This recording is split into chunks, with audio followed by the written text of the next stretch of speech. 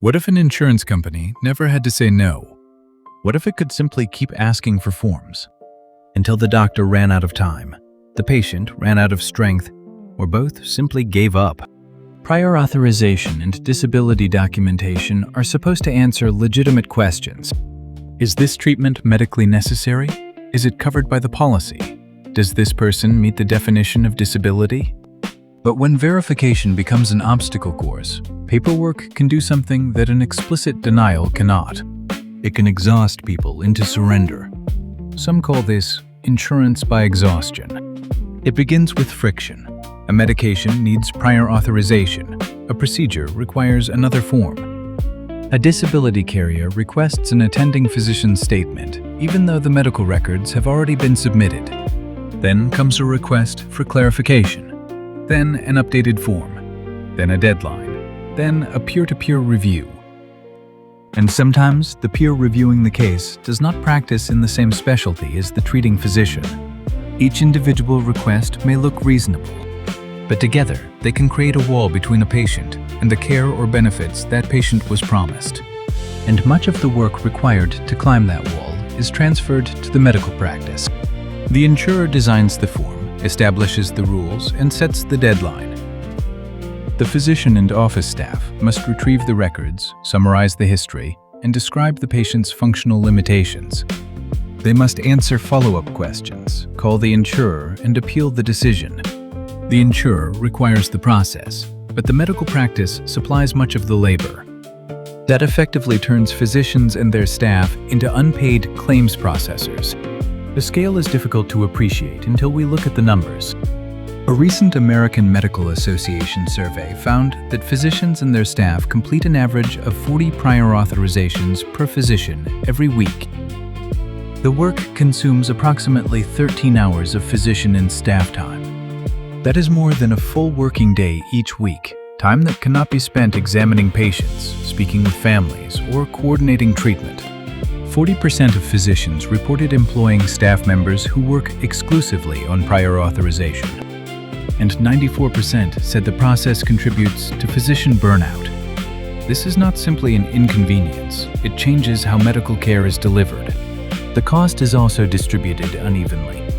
Data from the CAQH index estimated that processing a manual prior authorization cost a medical provider approximately $10.97 per transaction.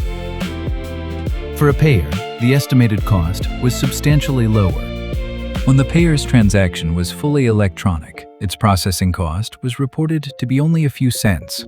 The exact costs will vary among organizations, but the underlying imbalance is important.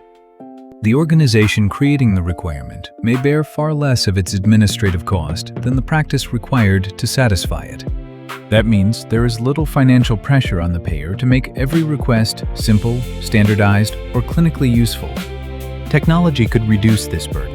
It could retrieve existing records, identify missing information, and accelerate legitimate approvals. But technology can also multiply denials faster than any human being could meaningfully review them. A 2023 ProPublica investigation reported that Cigna used a system called PXDX to identify mismatches between diagnosis and procedure codes.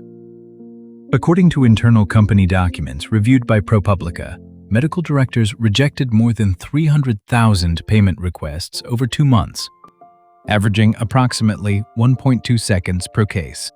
Cigna disputed important aspects of that reporting and said the system was being mischaracterized.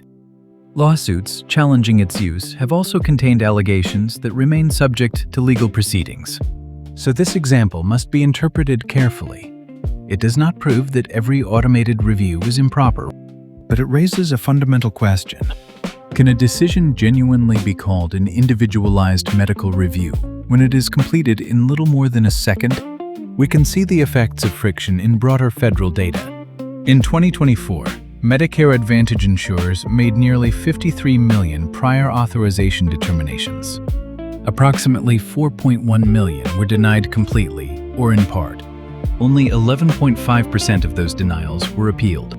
But among the relatively small number that were appealed, approximately 81% were overturned completely or partially. Some may have been overturned because additional documentation was eventually provided. That does not mean every original denial was improper. But either way, patients faced delays before receiving services the insurer ultimately approved. And most denials were never appealed at all. Why not? An appeal requires time, knowledge, emotional energy, and persistence. Those resources are not distributed equally. Consider someone living with severe depression, PTSD, cognitive impairment, chronic pain, or overwhelming anxiety. The symptoms themselves may interfere with concentration, organization, decision-making, and the ability to tolerate frustration. The people with the least capacity to navigate a bureaucratic maze may be the very people required to navigate the most complicated one. This becomes especially consequential in disability insurance. In some employer-sponsored disability plans, the same insurance company may determine whether a person meets the definition of disability and pay the benefits from its own funds. The United States Supreme Court has recognized that dual role as a structural conflict of interest. The economic incentive is straightforward. When a payable claim is delayed or denied, the payer retains that money, at least temporarily. That does not prove that every insurer acts maliciously. It does not mean that every form is unnecessary or that every denial is wrong. But it does mean the system requires transparency, independent oversight, and meaningful safeguards. There is another side that must be acknowledged.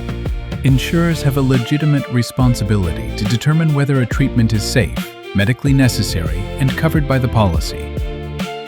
They must detect fraud, prevent harmful or wasteful care, and enforce benefit limits that are clearly stated in the insurance contract.